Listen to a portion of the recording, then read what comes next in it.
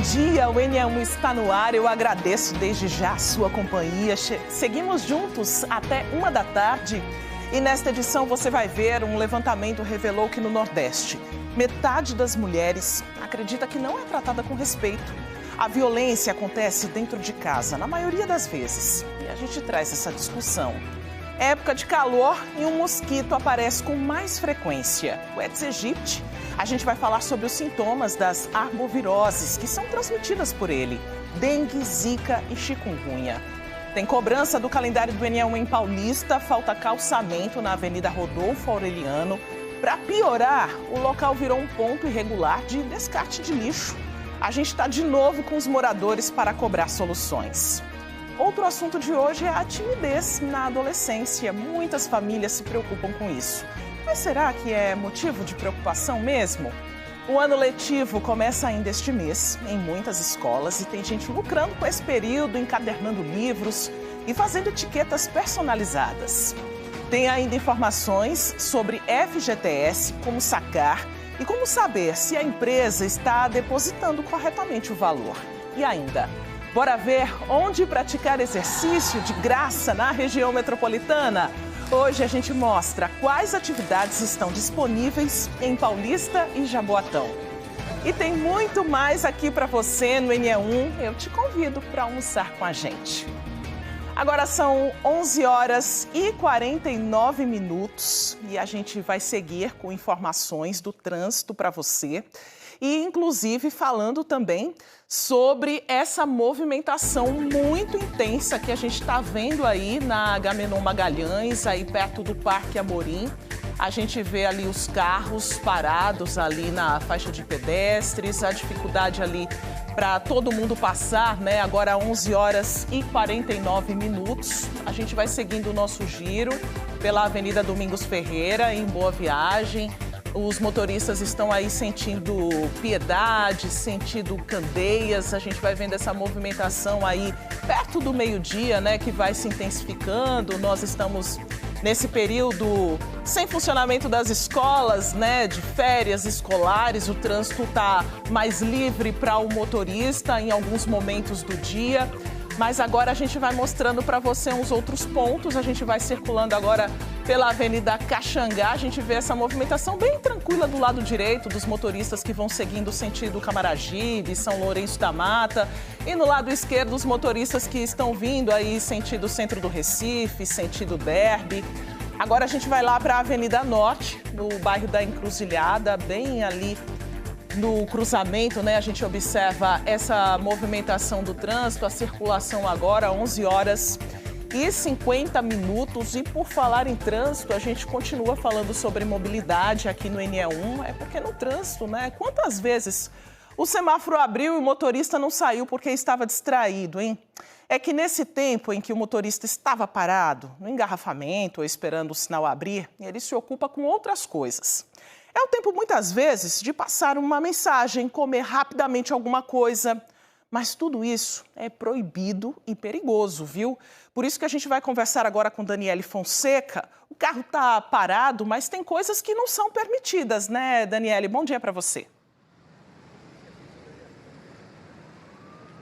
Oi, Maristela, bom dia para você, para todos que estão nos acompanhando. É porque compromete ali, prejudica também a mobilidade, né, do trânsito, de todo mundo. Quantas vezes o semáforo abre e você vê que alguém ficou lá parado porque não prestou atenção, porque estava distraído, fazendo outra coisa. Eu estou ao vivo aqui na Avenida Caxangá, uma das mais movimentadas do Recife. E se brincar, nesse momento tem gente fazendo esse tipo de coisa que a gente vai justamente listar aqui e falar sobre esse assunto. Quem nós convidamos para a entrevista foi Márcio Silva, ele é agente de trânsito do Detran. Então, Márcio, geralmente quais são as atitudes mais comuns que acontecem com mais frequência quando o carro motorista está parado no sinal vermelho e ele ali dentro do carro acaba fazendo outras atividades, hein? Quais são elas?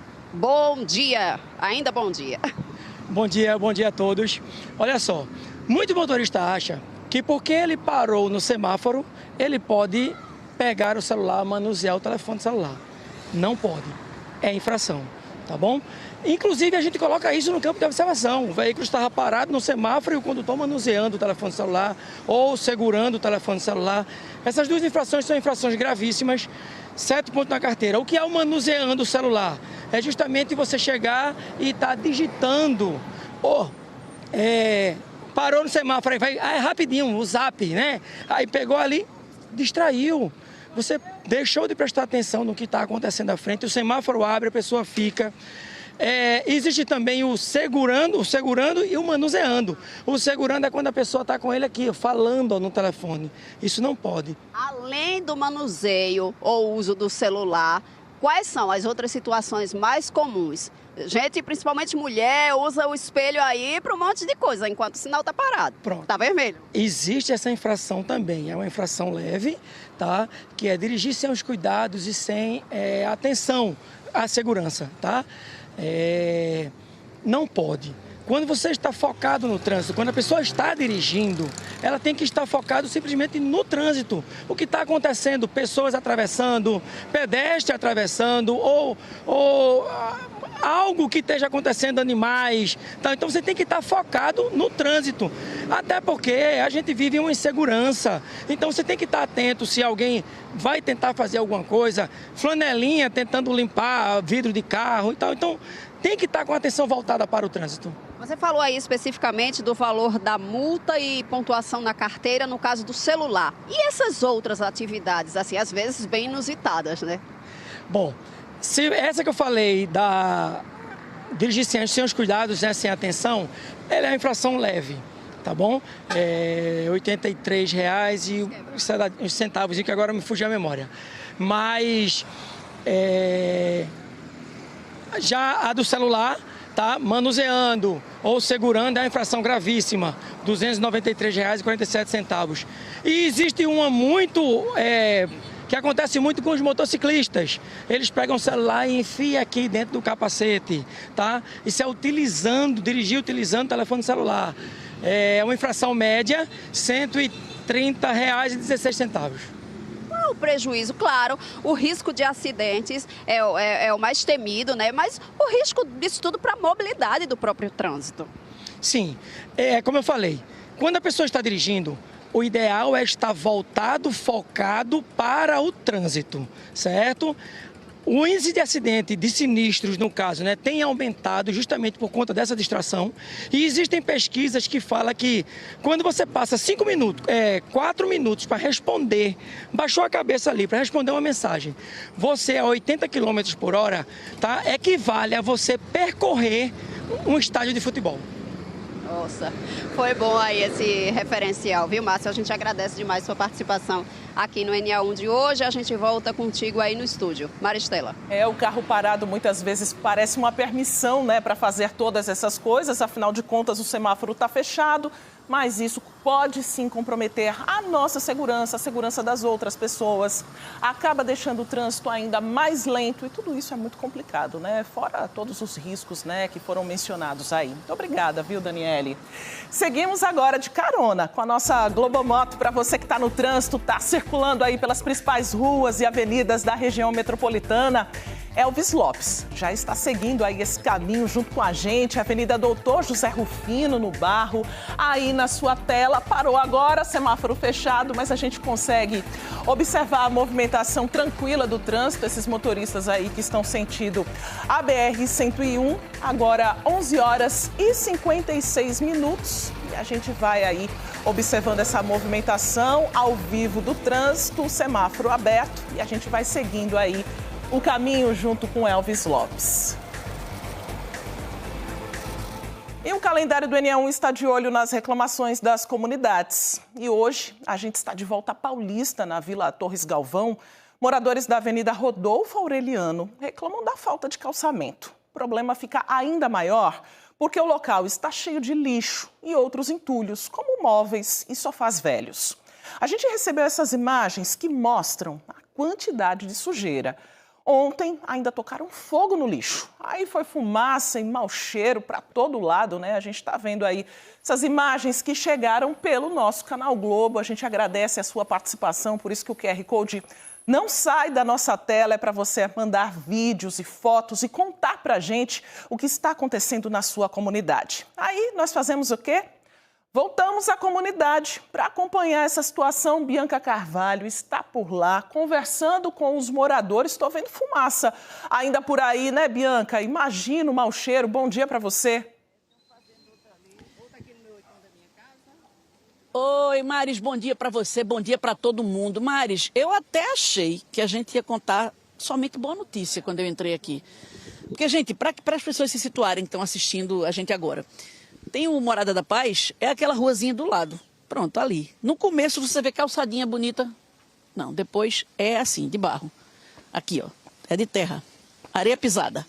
Não tem calçamento. Só tem o calçamento coisa de 100 metros da rua, se muito. E tem uma tuia de gente da prefeitura fazendo limpeza lá na frente. E por que a gente não ficou lá? Porque a rua não é só lá. Lá na frente, só o cartão postal, só o cartão de visita ali, tem gente limpando e está calçado. Mas a confusão é aqui, quando você vem um tiquinho mais para trás. E sim, verdade, Maris, está vendo aquela fumaça ali? Essa fumaça é o dia todo aqui. A gente chegou, eu já estou passando mal, porque não é uma fumaça só com cheiro de fumaça, Maris. É fumaça de caatinga, de coisa podre, como se estivesse queimando carne.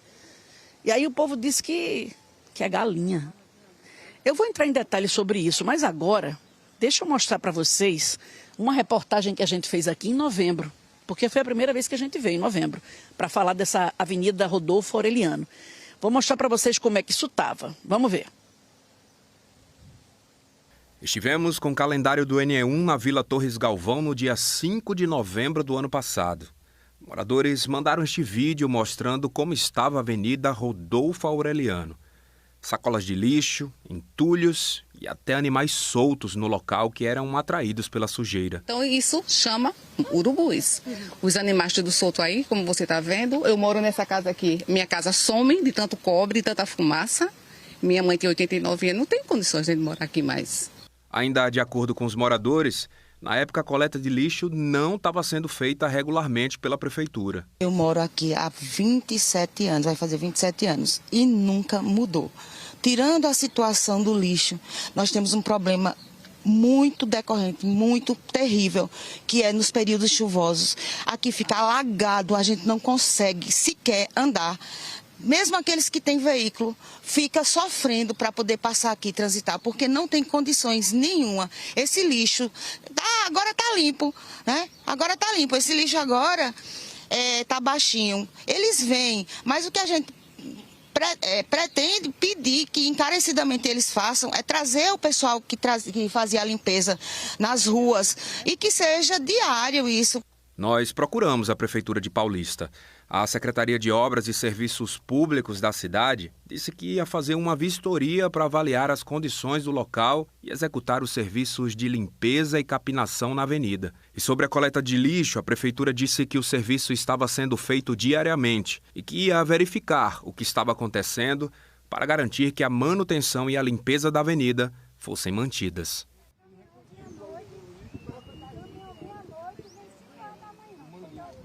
Gente, não está acontecendo isso, não está.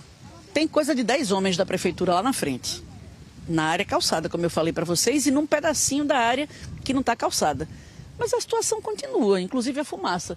Vê a quantidade de morador aqui, tudo arretado da vida. Tô com Bernadette, tô com Ana Cristina, tô com Dona Messeis, tô com Dona Nice, tô aqui com a senhora que é Maristela, tô com Rosilma, tô com Fátima e tô com Cláudio. Todo mundo aqui dizendo a mesma coisa. Na verdade, a primeira coisa que me disseram quando eu cheguei foi: depois da reportagem de vocês, a única coisa que fizeram foi o quê?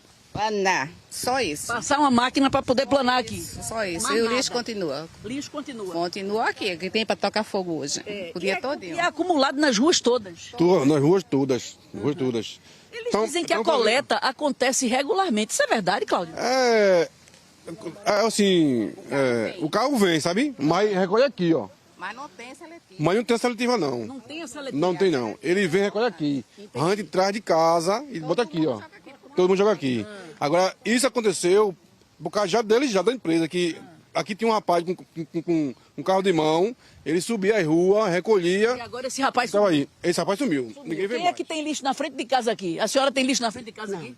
Não tem na frente de casa? Não, lá em casa também tem. Não tem. E para você, qual é o problema que está acontecendo aqui? Que não tem quem pega o lixo, né, coleta e traga para cá para o carro levar. Ah, então, não tem lixo porque vocês trazem. Não tem mais aquela pessoa, né, dona Anice, da coleta? Não tem não. Não tem? Não. E sim, quando pega, eles jogam, passa a semana aí. Quando o povo toca fogo, que vem apanhar, aí daqui volta. Mas esse cheiro, minha gente, pelo amor de Deus, como é que vocês aguentam esse cheiro? Quer ver cá, Bernadette? E esse cheiro, mulher, de onde isso? O caminhão vem para desembarcar o negócio aí, o lixo, é coisa, é tudo, é lixo, é tudo. Galinha podre, é isso? Galinha podre é galinha. Mas tá um cheiro horroroso, esse cheiro é sempre assim, é? Terrível, ultimamente tá pior. Já esteve ruim, agora tá pior. Tá pior. Um cachorro morto. Sacou daí. Tocaram fogo essa semana, Bianca. Tocaram fogo essa semana, que a gente ficou insuportável. Daqui Mulher, tá até insuportável. lá não sei Eu tô aonde. passando mal aqui. Cheiro Agora muito tá ruim. menos. Hoje tá Isso é menos. bom? Bom é isso? Tava pior do Deixa que essa isso. catinga triste. Terrível, terrível. Deixa eu ver aqui. A gente recebeu outra nota hoje. Deixa eu pegar aqui o calendário. A gente trouxe calendário, porque se eles não estão fazendo o que eles dizem que vai fazer, a gente traz e vem de novo. Olha só, gente. Hoje, eles disseram o seguinte, que tinha gente limpando ali, e tem, de fato tem. Mas estão fazendo só aquele migué. Pronto. De fato deviam saber que a gente vinha, porque a gente procurou eles, né? Aí tem o Miguel lá na frente. Aqui não tem nada, não aconteceu nada, e o pessoal continua revoltado. Eles disseram pra gente, o nome da secretaria, gente, é de Obras e Serviços Públicos de Paulista, que é quem cuida dessa Vila Torres Galvão aqui, dessa avenida, de tudo. Eles disseram que a coleta acontece regularmente, não falaram dessa ausência de coleta seletiva, disseram que as pessoas é que estão deixando a rua suja, Eita, que barulho danado, passando carro de água aqui. Que as pessoas é que estão deixando a rua suja e que esse cheiro ruim de queimado é porque as pessoas é que deixam. Na verdade, a prefeitura jogou a culpa foi em vocês, dizendo que é o povo que deixa a rua suja e que a coleta deles está perfeita, sem problema. Aonde, né? Aí disseram que dia 17... Foi o quê? Só se for na casa deles. Aqui não. E aí disseram que dia 17 vão retirar o lixo acumulado. Gente, 17 é agora, essa semana ainda, né? Hoje é 14, é sábado. Pronto. Aí, vou fazer o seguinte, Rosilma, né, senhora? A gente tinha marcado de voltar aqui, ó, dia 13, a gente voltou quase no dia certinho, viu? Hoje é 14, tá vendo? Pronto. Segure aqui o calendário. Eles estão dizendo agora que dia 17 vão tirar todo o lixo acumulado. Mas aí tem que fazer mais coisa, viu, prefeitura? Tem que ver esse pessoal de outra empresa que está vindo jogar colchão aqui, galinha morta. Tem que olhar isso. Na verdade, tem que ajeitar a área, porque onde está abandonado, o povo faz de depósito de lixo. Bicho morto. Sim, eu vou anotar o nome, diga. O que a gente queria mesmo era cercar isso aí. Porque isso aí secado, ninguém ia saco de lixo. Aí botava uma placa, proibido botar lixo. Tem que cercar, tem que cercar. Porque se não cercar, vai ficar pior do que estava. Vai virar cemitério de bicho, né? Com certeza. Tem que cercar e botar uma placa, proibido botar. Lá da Gamenon. Lá da Gamenon, vem criança da escola pra cá. Quando a gente chega aqui, é saco de pena, de galinha, de... Não sei de onde é que vem. Tem alguma coisa morta muito fedorenta aqui, porque tá uma catinga triste. De galinha. Tá certo. Pra ir pra escola, é uma catinga que ninguém aguenta. Eu tô vendo, minha linda, tá triste. Todo dia as crianças, é negócio de macumba, todo dia você passa aqui, você não aguenta. A gente com criança pequena pra levar pra escola, e é uma imundícia esse caminho, as crianças não aguentam nem passar. Essa catinga de fumaça mesmo prejudica qualquer pessoa. Claro, é muito ruim. Gente, Maristela, é isso. Vamos dizer pra prefeitura, isso não sou eu que tô dizendo, é todo mundo aqui, não tá nada bom. Eles dizem que não tem coleta regular, e quando tem, passa o caminhão só, mas não tem o coleta seletiva, que vai nas ruas pra pegar. Precisa ter. E também precisa cercar isso aqui, porque o pessoal não aguenta mais o cheiro. E eu vou falar para vocês, Maris, o cheiro é insuportável, mesmo. Ó, toma aqui, Rosilma, segure aqui o calendário. Vou fazer o seguinte, peraí, viu, abençoado? Olha, eles estão dizendo que dia 17 vão tirar todo o acúmulo de lixo. A gente é bonzinho, viu? Vai deixar mais uma semana, porque tem muita coisa para fazer. Ó, vamos botar aqui, ó, levante assim, amor, porque senão não tem apoio. Vou botar 26. que é a segunda-feira da outra semana, sem ser segunda que vem, tá bom? 15 dias. Pra ver se melhora, tá certo, gente? E aí a gente vai vir pra ver se no começo das aulas não tá essa catinga de morte aqui. Pronto, gente, a reclamação... Colocar uma câmera, né? Olha, reclamação feita, Maristela, calendário marcado, a gente vai voltar pra você aí. E vamos acompanhar, porque o pessoal está retado e com razão. Tá ruim até de falar. Muita caatinga, muita fumaça. Maris. Bianca, imagina também quem tem problemas respiratórios, né? Dona Rosilma, né, que ficou aí com o nosso calendário. Então, no fim do mês, a gente está de volta para ver se a situação melhora por aí, né? A gente segue agora com outros assuntos. É que quem tem filho adolescente está passando por essa fase ou já passou, sabe que a adolescência é cheia de descobertas e desafios. E muita gente ainda enfrenta a timidez. Ser tímido não é um problema, mas quando a timidez é excessiva, pode prejudicar o desenvolvimento e as relações sociais. Luna Markman está com uma psicóloga. Em que momento a timidez pode se tornar um problema, hein, Luna? Boa tarde para você. Oi, Maristela, boa tarde para você e a todos. Já no bate-papo com a Adriana Moraes, que é a nossa psicóloga entrevistada, ela disse que a partir dos 11 anos começa a aparecer a timidez na adolescência, que é comum, tá certo? Todo mundo já foi adolescente aqui um dia. Mas aí, em que momento a gente precisa sacar se é um traço da personalidade da pessoa ou se realmente é um problema que pode dificultar a vida dela? Então já jogo essa pergunta para você, doutora Adriana. Como entender que a timidez é um problema? Boa tarde.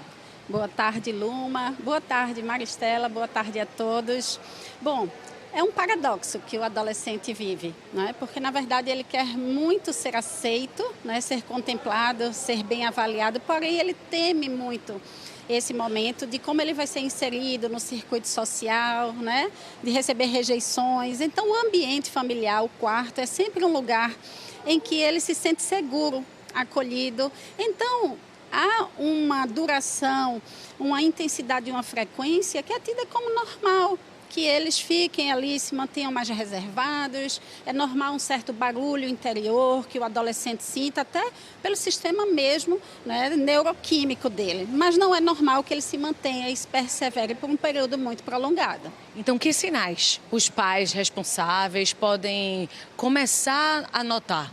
Pois é, alteração de sono, alteração de apetite, né? Já não quero ir ali na hora da minha alimentação, né? Autoestima rebaixada, né? Mais contido, mais reservado, sem querer dar opiniões nos momentos ali das relações familiares. Acho que essa dificuldade também de concentração, que por vezes é tida até como um TDA, um TDAH, né? Um TDAH do tipo desatento ali, porque a concentração dele está rebaixada em virtude dos pensamentos ali, que faz parte da própria adolescência. Se eu sou parente de algum adolescente e estou notando esses sinais, já busco um psicólogo para me auxiliar nessa tarefa do diagnóstico e de um possível tratamento? Acho uma boa ideia, né? A depender de como isso está acontecendo. Se os pais percebem que ele vem em sofrimento, né? Sim, acho que é um profissional muito habilitado, né? Para dar dicas, orientações e avaliar se aquilo ali está dentro do que é esperado, do que é proporcional para aquela idade ou não. Até porque já pode ser um sinal de algum transtorno mais lá na frente, né? Sim, infelizmente, né? O transtorno depressivo na adolescência é diferente do transtorno depressivo no mundo adulto. Pode ser que esse isolamento aí seja um transtorno de personalidade evitativa se formando aí na vida adulta. Então é preciso que tenham essas observações. Agora, que dicas a senhora pode passar, então, para a gente ir finalizando, de como ajudar esse adolescente a vencer a timidez? Ai, que ótimo, né? Porque, assim, ele precisa ser acolhido, ser amado, né? Ele precisa entender que o ambiente familiar não o avalia negativamente, não microgerencia ele nas falhas, nos erros, né? Não fica ali tão atento e que apoia e que acolhe, né? Que está ali, que demonstra o amor, que demonstra a verdade para ele. Então, ele não vai sentir medo, né? Porque o ambiente familiar dele é um ambiente seguro. Então tem aí uma boa participação dos pais responsáveis, né? Inclusive de não ficar forçando, né? Canta aquele negócio, aquela piada que tu gosta. Isso é uma coisa que geralmente incita muito a diminuição dele, do vínculo familiar, né?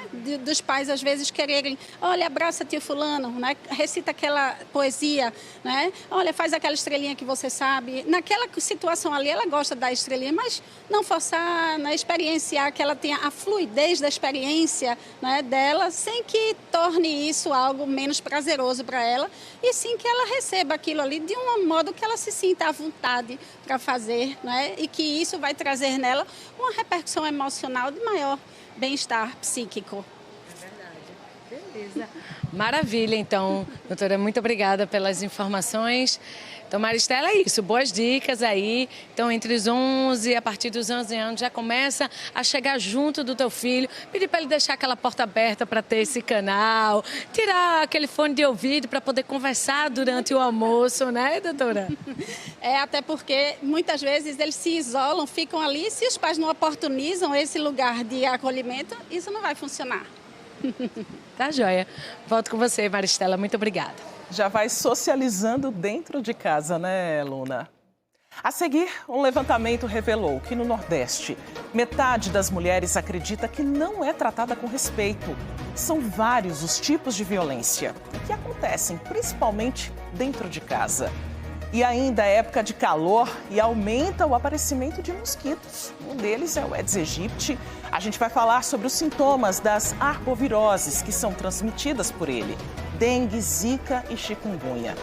Imagens agora ao vivo para você de Elvis Lopes, seguindo aí pela BR-101, sentido cidade universitária. O NE1 volta já, agora 12h14.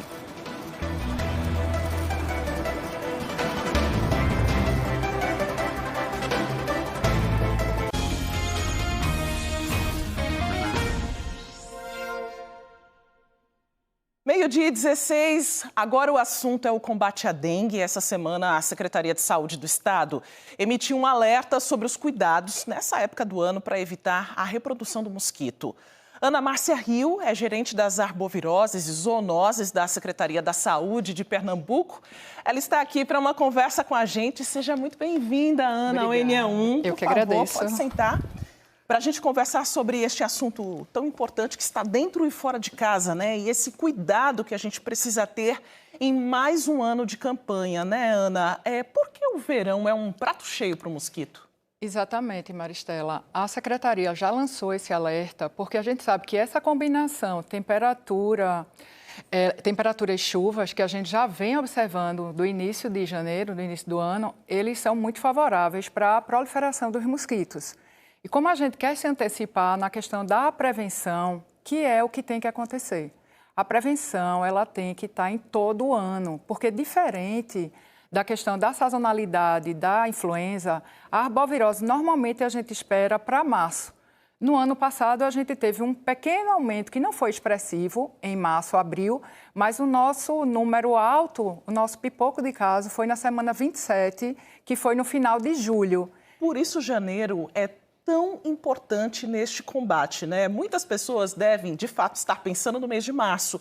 É quando a gente tem mais chuva, agora o tempo está mais quente, mais abafado, mas nem está chovendo tanto assim. Mas, na verdade, a gente tem que se preocupar com essa reprodução do mosquito agora, né, Ana? E, assim, a gente sabe, como você bem falou, que os mosquitos estão em casa também. Essa água limpa e parada que a gente, às vezes, tem numa planta que a gente acha que é tão inocente, não é.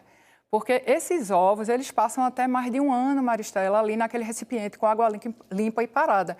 Então, você pensa, esse tempo todinho que ele está ali, né, naquela planta, aí a pessoa diz, eu troco a água, mas não é trocar a água, são nas bordas que ele fica. Então, quando a gente pensa em quintais de casa, terreno baldio, a gente tem muito mais possibilidades.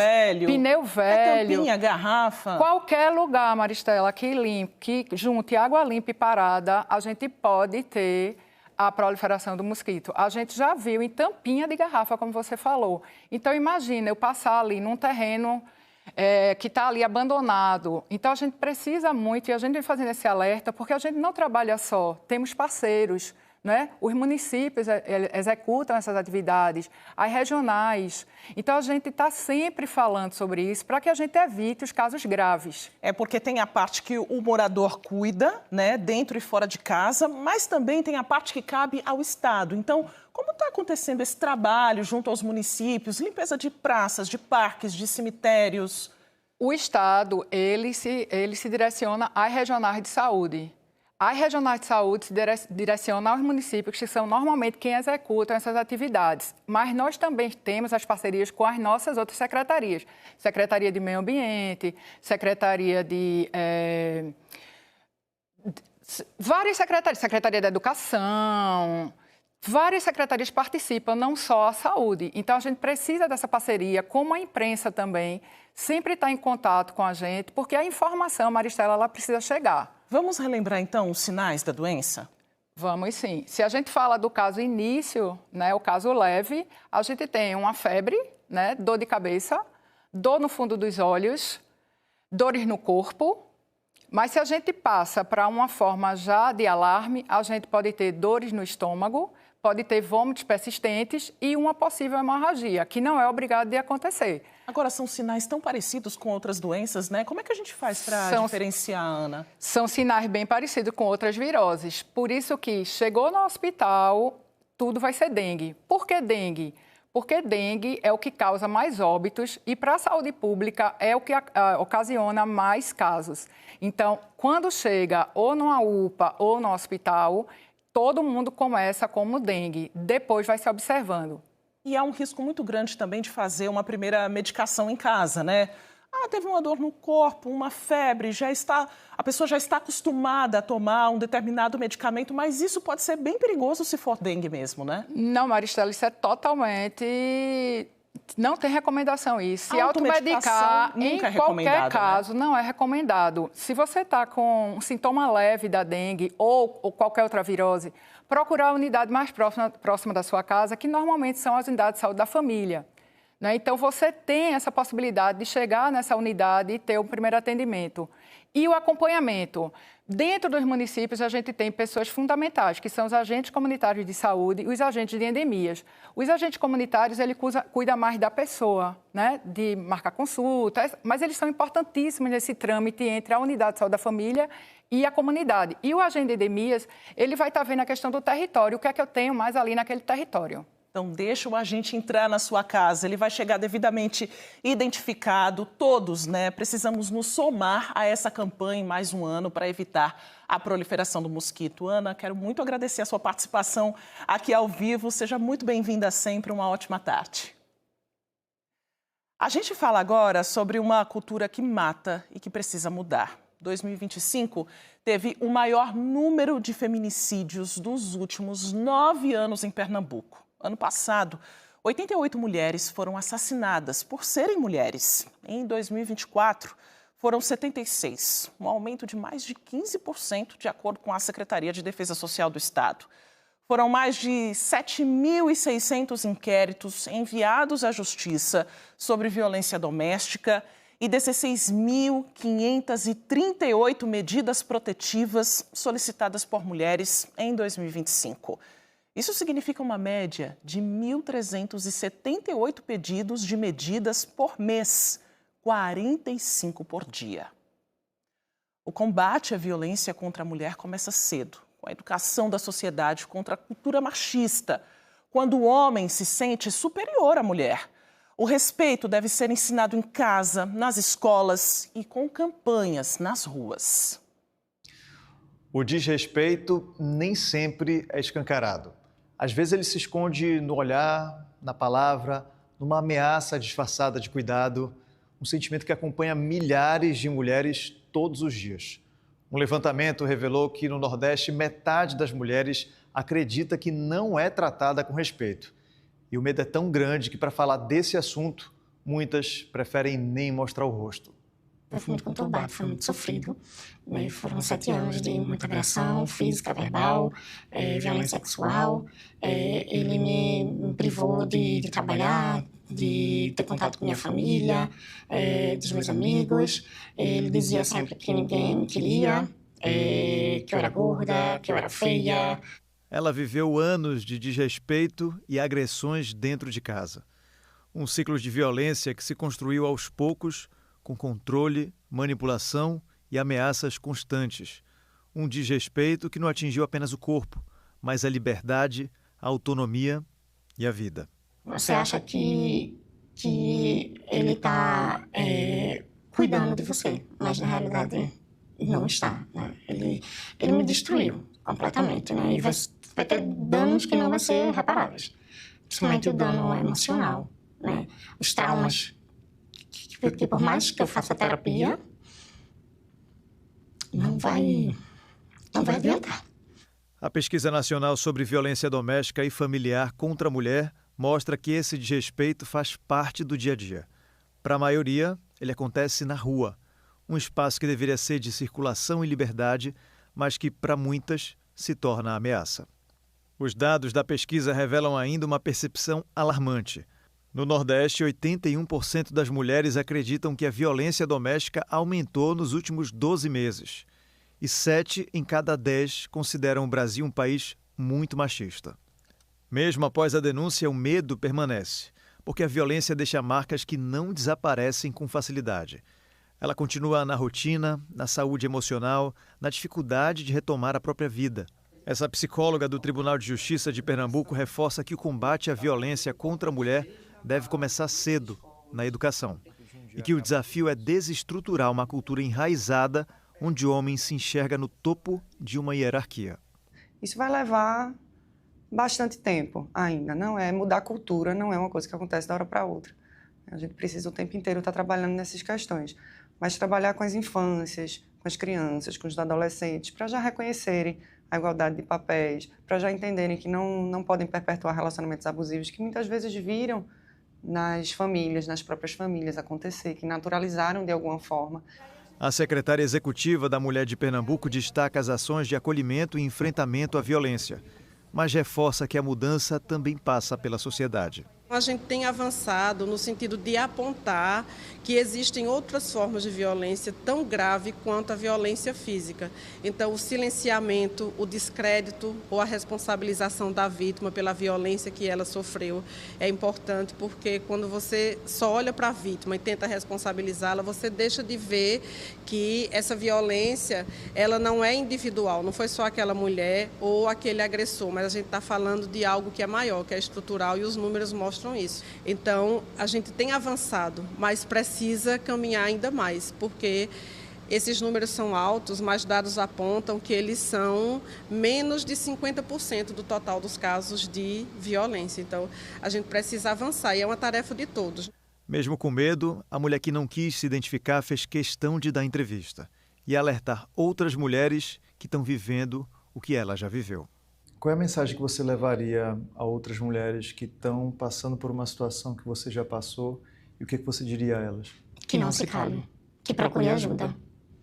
Eu agradeço porque eu recebi ajuda. É muito doloroso tudo que eu passei e que eu passo ainda, mas eu recebi bastante ajuda.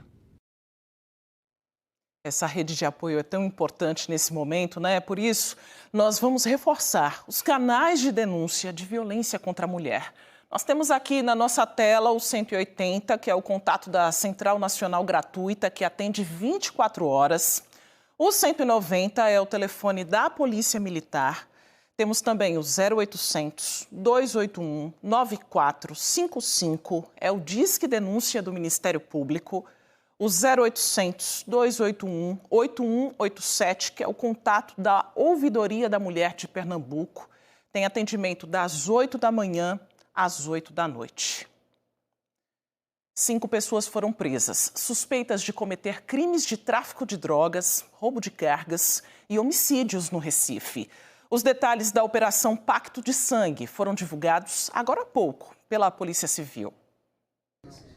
De acordo com a Polícia Civil, as investigações contra o grupo começaram em agosto de 2024, depois de um homicídio no bairro do Totó, na zona oeste do Recife.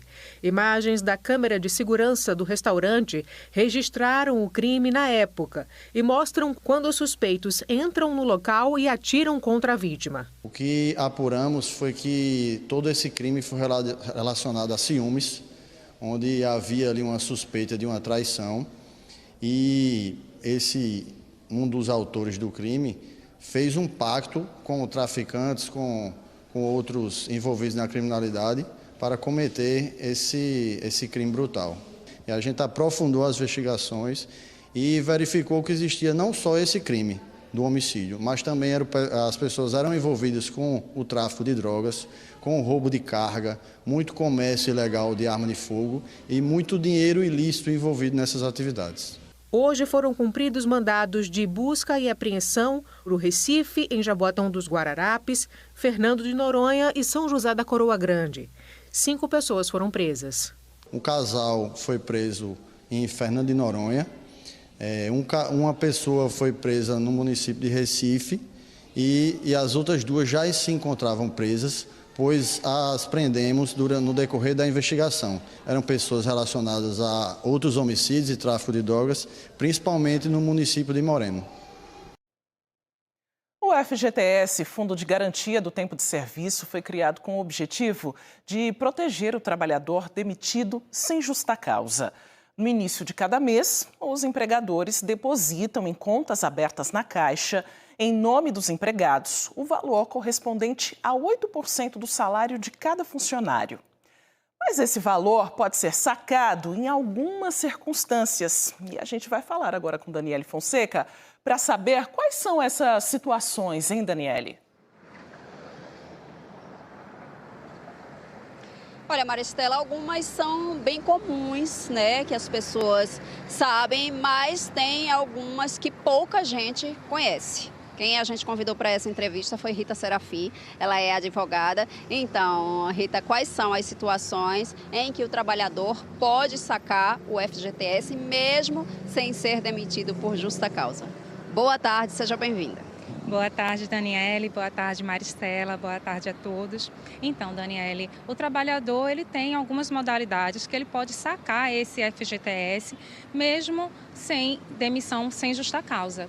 Pode ser em desastres naturais, falecimento do trabalhador ou de dependente cadastrado no INSS para financiar ou quitar parte de casa própria, lembrando que esse saldo ele só vai ser disponível para aquela situação. Então, se o saldo estiver disponível lá para quitar a casa própria, ele sim será liberado. Ou parcela, se for o caso. Também pode ser em casos de doenças graves, aposentadoria, idosos que idade de 70 anos ou superior a isso também pode realizar esses tipos de saques. E aquele que a gente estava conversando ali, que eu até me surpreendi, quando a conta fica por 3 anos, a partir de 3 anos, inativa. O que é isso exatamente? O que faz uma conta de FGTS se tornar inativa e a possibilidade que o trabalhador tem de saque? Exatamente, Daniele. Isso poucos trabalhadores sabem, mas se caso, por exemplo, um trabalhador pediu demissão e passou 3 anos sem movimentar o seu FGTS, não houve nenhum recolhimento, como também não houve nenhuma assinatura na sua carteira de trabalho, também ele pode ser beneficiado e sacar o FGTS nessa modalidade. E aquela opção do saque aniversário, Rita, como é que funciona?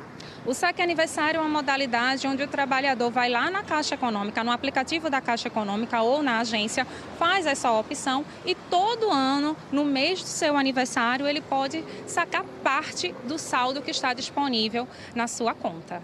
Tem também a antecipação do saque aniversário. Qual é essa possibilidade?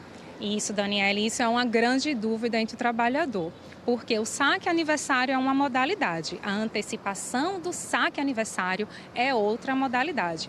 Nessa opção, o trabalhador ele saca valores de recolhimentos futuros. Então, é um empréstimo, na verdade. Então, o banco ele vai liberar um saldo para o trabalhador com um proporcional de recolhimentos futuros.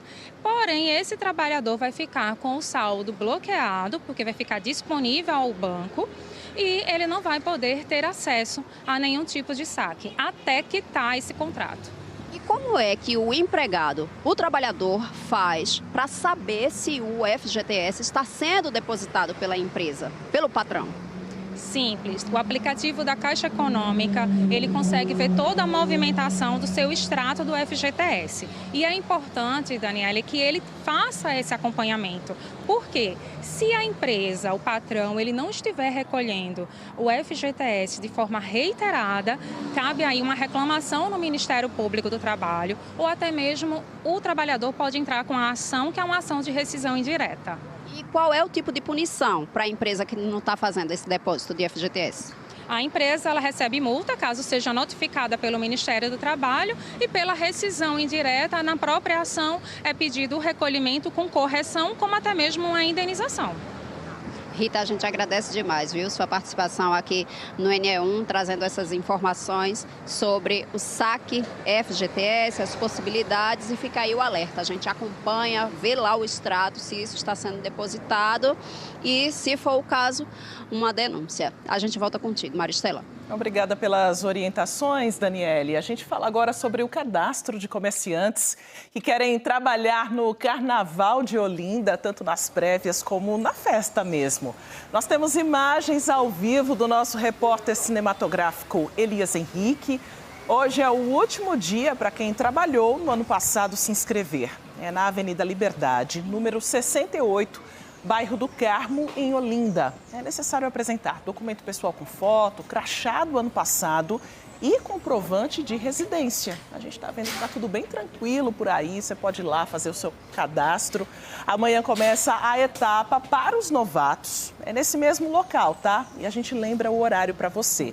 É até 13h. Bora falar agora de mercado de trabalho. É época de grande movimento em livrarias e papelarias.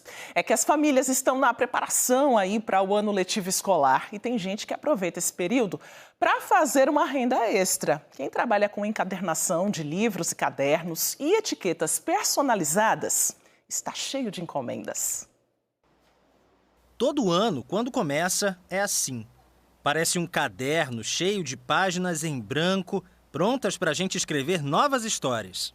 Só que para Amanda, essa metáfora é realidade, virou negócio. Desde 2019, ela trabalha com encadernação personalizada. Foi bem uma necessidade, né? Engravidei do meu filho, do meu segundo filho, costumava trabalhar estagiando na área de direito. Eu era estudante de Direito, engravidei e não tinha mais condição de continuar com a faculdade nem com o estágio e comecei a migrar para esse lado, para conseguir ficar em casa, tomar conta dele e da minha filha, que está a mais velha, né? Quais são os produtos que saem das suas mãos? Então, época de janeiro, volta às aulas, né? Com caderno de brochura, do pequeno, do grande, caderno de desenho, agenda, planner também, mas assim, na época de volta às aulas é bem menor, né? O fluxo de planner é mais para um pessoal que quer seguir o resto do ano, que também não é só volta às aulas. Início de ano também tem a agenda para a pessoa organizar o ano, o planner também. E além do volta às aulas, tem a questão do resto do ano, né? Vai muito para maternidade, que é caderneta de saúde, livro do bebê, porta-documentos, álbum para organizar fotos e memórias, né? Memórias para a maternidade. E é tudo você que faz? Todo o processo. De imprimir o miolo, a montagem de capa e até a entrega para os clientes. Nessa época do ano, perto da volta às aulas, as encomendas crescem. Por semana, ela produz cerca de 20 cadernos. Por volta às aulas está sendo maravilhoso e o pessoal tem pedido bastante, que inclusive está aqui. O caderno de desenho, que é o que o mais pedem na escola, né? E a questão de caderno de brochura. Tipo, o tema que a criança quiser, a gente inclusive coloca nome, se a mãe preferir, coloca nome de escola, para ficar uma coisa bem organizada e ser diferencial do que vem na papelaria, né? Em Jaboatão dos Guararapes, a Gisele também faz do papel um bom negócio. Com criatividade, ela decidiu apostar numa tradição, as etiquetas personalizadas para livros e cadernos. As artes são feitas com o nome e o gosto de cada criança. Para bacharel em Direito, tudo é uma novidade. Comecei agora e eu vi uma oportunidade logo no começo do ano, porque as mães estão, né, com essa batalha com os filhos, comprando material e querem facilitar a rotina. Então, assim, as etiquetas, que é algo já muito antigo, nossas mães faziam à mão. hoje é possível fazer personalizado. Então, essa criança gosta muito de jogos. Então, a mãe escolheu o tema jogos, personalizou. Isso vai facilitar a rotina escolar. A criança perde muito material, então tá tudo etiquetado, tá tudo muito certinho. Então vai facilitar, né, para a criança e para a mãe. Eu tô inserida, né, em grupos escolares, grupo da igreja, Ministério Infantil. Então assim, a minha primeira jogada, né, já que estou começando agora, foi exatamente publicar nesses grupos. E essas pessoas é que estão me procurando. E tá tendo uma procura ótima, graças a Deus. Nesse começo, a produção é no quarto mesmo e não para. E Gisele cuida de tudo. Esse atendimento ao cliente é o primeiro. Aí a montagem da arte, mando para as mães, né? Olha a aprovação, tá legal, quer mudar alguma coisa.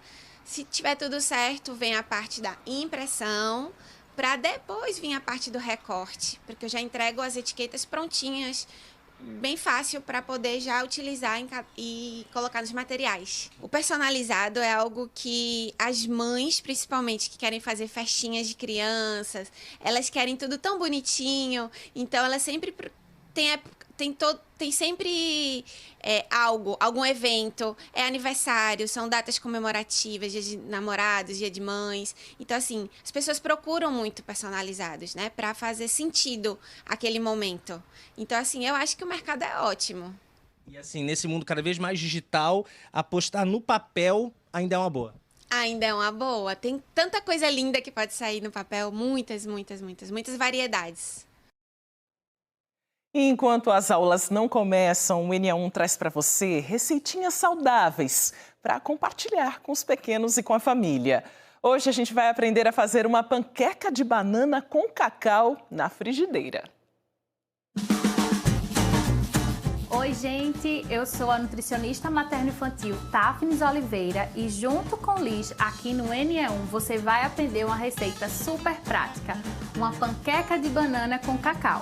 Você vai precisar de uma banana, um ovo, uma colher de sopa de leite em pó, uma colher de chá de cacau em pó, azeite e 2 colheres de sopa de farelo de aveia. Primeiro, nós vamos colocar o ovo. Quero o ovo primeiro. Você acertou. E vamos mexer até que ele fique bem misturadinho. Com a ajuda de um garfo, você vai amassar essa banana.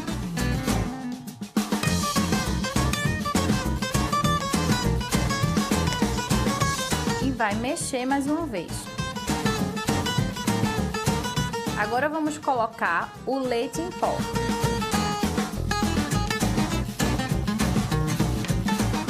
O cacau.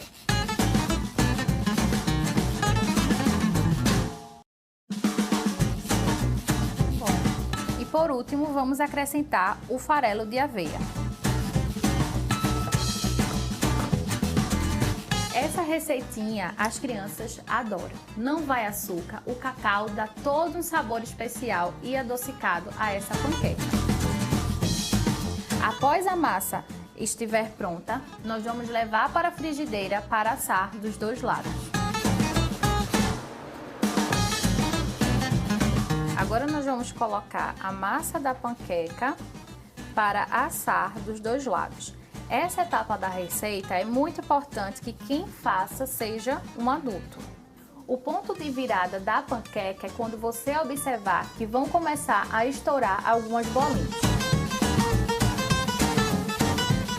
A nossa panqueca está pronta e para deixar esse momento mais divertido, você pode utilizar com seu filho esses cortadores aqui. E o resultado é esse daqui. Levar a criança para a cozinha é uma ótima oportunidade para você criar vínculo com ela e estimular a coordenação motor, o desenvolvimento e ainda aproximar o seu filho aos alimentos mais naturais. Vamos ver se essa panqueca ficou gostosa? Qual que você quer?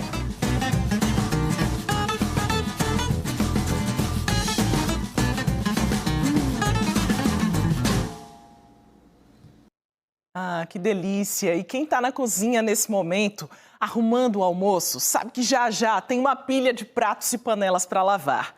No meio disso tudo, tem um item que merece um cuidado especial. É a tábua de carne. Pode ser usada para cortar legumes, verduras, frutas, as próprias carnes. Mas a higiene precisa ser reforçada, tá? A gente vai saber tudo agora com Luna Markman, porque tem tábua de plástico, de vidro, de bambu. Qual a mais indicada para ter em casa, hein, Luna? A de plástico, Maristela, e tem uma explicação.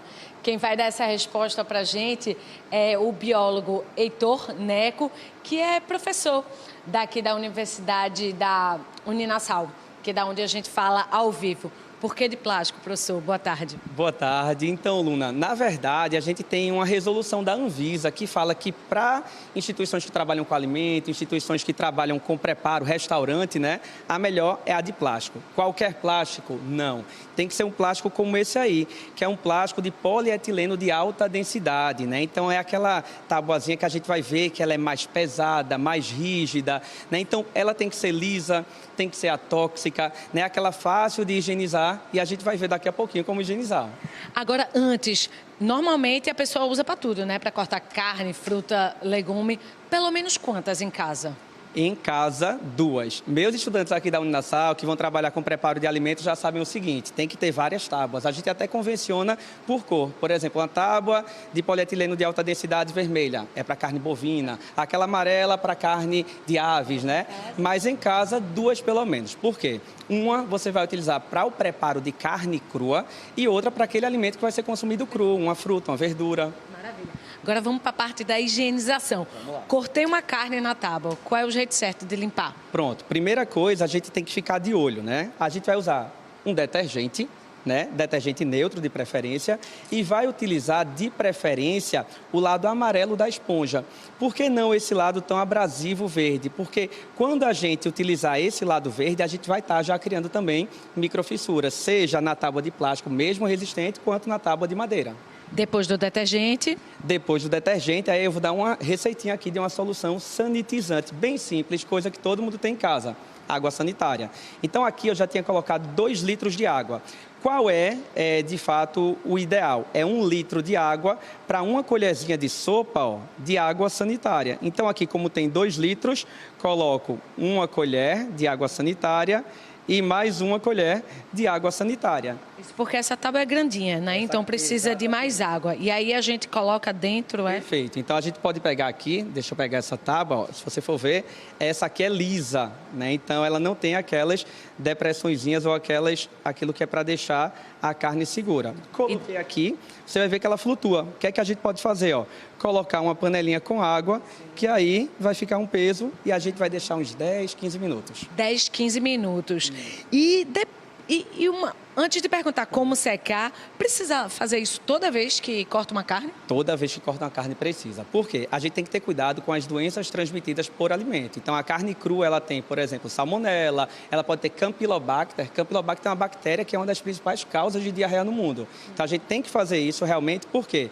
Tem gente que está em casa que eu tenho certeza que vai estar fazendo o seguinte, cortou a carne e vai daqui a pouquinho cortar a verdura em cima dessa tábua sem ser higienizada. Olha o problema de consumir essa verdura crua. Fica esse cruzamento. São cruzada, exatamente. Né? Tá. Passou 10, 15 minutos, qual é o jeito certo de secar? Pronto. Aí você vai ver que algumas tábuas, elas já têm isso aqui que é para ficar penduradinho naquele gancho, né? Então, isso aqui, quando você pendura, já vai secar, como essa aqui é de plástico, de maneira adequada, uniforme, vento batendo dos 2 lados. E para finalizar mesmo, quando é que a gente deve jogar fora? Isso aqui é um exemplo. É um perigo, minha gente. Nós não usamos, tá? Isso aqui a gente deixa dentro de um saquinho guardado só para mostrar um exemplo ruim de como não deixar a sua tábua de carne. Se a sua tá assim aí em casa, por favor, não guarda ela, já descarta e vai comprar outra. Por quê? A madeira, ela é muito porosa, ela tem muitas ranhuras. Observa só que aqui, ó, essa coloração tem muito fungo, então isso aqui já é uma tábua pronta para ser trocada. Tá certo. Muito obrigada, professor Heitor, pelas dicas. Maristela? Ganhamos uma aula, hein, Luna Markman? Aproveita e dá uma revisada aí na sua cozinha para manter a saúde na hora de preparar os alimentos. Olha, fazer exercício físico é importante em qualquer idade, né? Ontem nós mostramos as opções gratuitas oferecidas pelas prefeituras do Recife e de Camaragibe. Em Paulista e Jaboatão dos Guararapes, a população também pode dar aquele incentivo à saúde em ambientes públicos e totalmente de graça. É uma energia contagiante. A aula de zumba faz a galera vibrar. A Adriana não perde uma sequer. Foi nessa atmosfera positiva e alto astral que conseguiu vencer uma tristeza profunda. A minha mãe faleceu de leucemia. Aí eu achei que meu mundo tinha acabado. Depois que eu comecei a vir, eu vi que realmente ela não mexe só no físico, mexe no mental, no emocional. A autoestima melhora muito. Durante 1h30, a animação toma conta do pessoal. Para a dona Risalva, esse hábito representou uma transformação de vida. Eu era uma pessoa sedentária, vivia dentro de casa, ia caminhar e ficava o tempo todo, não tinha o que fazer. Mas depois que eu comecei, o ânimo, fortaleceu. Os professores dão os comandos para os movimentos. Moisés disse que a única exigência é ter vontade. Então é só se divertir, brincar, se movimentar. Você viu, você vai se sentir bem de dentro para fora. Tudo que nos cresce ou nos diminui é de dentro para fora. Então de dentro para fora você vai se sentir bem, se divertir. Há 6 anos, seu Márcio faz aula de zumba. Contou que foi a melhor solução para uma vida mais saudável. No começo foi até meio difícil, porque o preconceito é muito grande, entendeu? Mas eu me encorajei, eu dei uma chance a mim mesmo. Através de amigos, recebi o convite para ir para cá. Gostei, estou aqui até hoje e convido até outros, entendeu? Deixar o preconceito de lado, porque o principal é a saúde em primeiro lugar. Aqui também tem treino funcional, para melhorar o equilíbrio e a agilidade, e traz ainda outros benefícios. A parte psicomotora, né? É a psicologia, a gente também trabalha Alzheimer, movimentos repetitivos. O trabalho faz parte do projeto Jaboatão em Movimento, que desde o ano passado ganhou um incremento a mais. Uma forma de levar qualidade de vida para quem mora na cidade. Hoje o programa, a essência dele é a prática do fit dance e da zumba, como práticas de dança, somado com os núcleos do funcional. O funcional nas suas mais diversas variações dentro da educação física. As aulas são oferecidas em 15 endereços de Jaboatão, com turmas pela manhã, à tarde e à noite. Um dos locais é o PECOM, Ponto de Encontro de Comunidades, na Estrada da Batalha, em Prazeres. Para participar, basta ir até um dos espaços. Chega no polo, faz a anamnese inicial com o nosso profissional, que vai estar lá em cada polo, faz seu processo de inscrição e de imediato já pode começar a sua aula. Em Paulista tem atividade física em frente à Capela Nossa Senhora da Conceição. Um grupo que tem a saúde como prioridade. Dona Muricema, carinhosamente conhecida como Mumu, 86 anos de saúde e muita simpatia. São pessoas que eu vejo alegria, animação para o meu lado, não vejo nenhum me dando as costas, todos me abraçam. Aqui em Paulista são 2 programas que oferecem atividades físicas, proporcionando saúde e bem-estar para a população. Academia da Saúde, do Governo Federal, e Saúde em Movimento, da Prefeitura. Ao todo, são 28 pontos onde essas aulas são oferecidas. O Saúde em Movimento ele é um programa municipal, ele nasce na cidade do Paulista e ele vem com o intuito de principalmente a participação da pessoa idosa. Diferente da Academia da Saúde, que é mais voltado para todas as idades, o Saúde em Movimento nasce com esse recorte e nasce também com a ideia de aproveitar espaços e equipamentos públicos que já existem na cidade. Então, praia, parque, praça, clube. São 30 turmas em diversos bairros. Os horários são variados. As atividades são oferecidas de forma gratuita. Para participar, é só ficar atento às necessidades. Basta identificar um dos polos, conseguir compreender ali o dia e o horário, geralmente até dentro do próprio Instagram a gente está divulgando, e trazer o cartão SUS. Fred é professor da turma. Contou que a área ao ar livre e o corpo em movimento no treino funcional é a combinação perfeita para uma vida saudável. O próprio cenário é medicinal, eu costumo dizer isso, né? Temos aqui a praia, então a gente trabalha na praia, né? Ao som do mar, o cheiro da natureza, o verde, o azul, num movimento, com alegria, tudo isso é medicinal e potencializa os efeitos da prática, né? Seu Carlos sempre se exercitou. Para ele, isso é inegociável. Está focado nas aulas, principalmente depois que teve alguns problemas de saúde. Um aviso que eu tinha que me cuidar mais ainda do que eu já me cuidava. E hoje, o que eu faço? Eu me cuido, eu malho 3 vezes ao dia, de manhã, de tarde e de noite. São diferentes histórias e cada uma traz um aprendizado. Sandra veio morar em Paulista depois de 6 anos vivendo em Jaboatão. Aqui encontrou essa turma e se sentiu muito acolhida. Quando era bem jovem, recebeu um diagnóstico que poderia representar uma vida cheia de limitações, mas não foi o que aconteceu. Já tem 37 anos que vivo com HIV e o exercício faz parte da minha vida, vai fazer sempre. Quero viver até 120 anos e quebrar todos os diagnósticos e paradigmas que falam que HIV, quem tem vai morrer mais cedo. Não vai.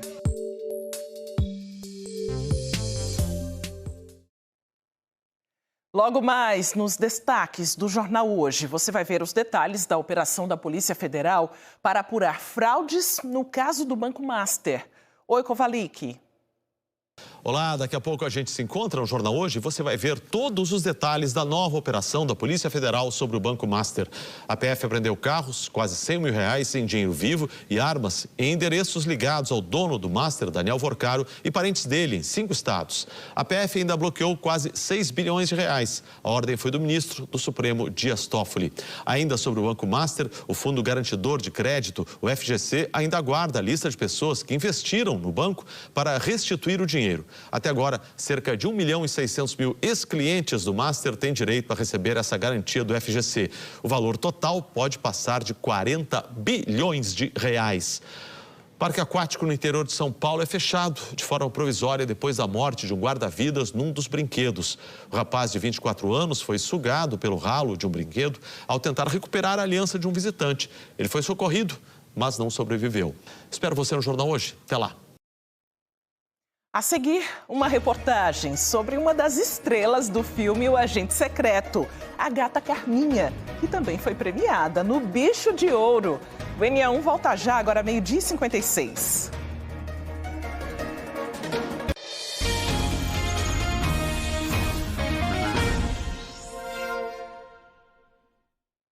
Você acompanhou hoje aqui no NE1 a reclamação de moradores da Avenida Rodolfo Aureliano, na Vila Torres Galvão, em Paulista.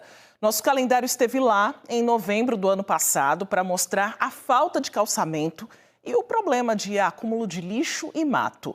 Hoje, a Prefeitura enviou uma equipe de capinação no momento em que a nossa equipe de reportagem chegou. E, por nota, disse que a retirada do lixo está programada para amanhã. A Prefeitura complementou que a coleta de lixo na área é regular e conta também com mutirões de limpeza. E que é importante que a população colabore descartando corretamente os resíduos. A semana começou com a notícia da premiação do filme O Agente Secreto, no Globo de Ouro, nas categorias de melhor filme de língua estrangeira e melhor ator para Wagner Moura.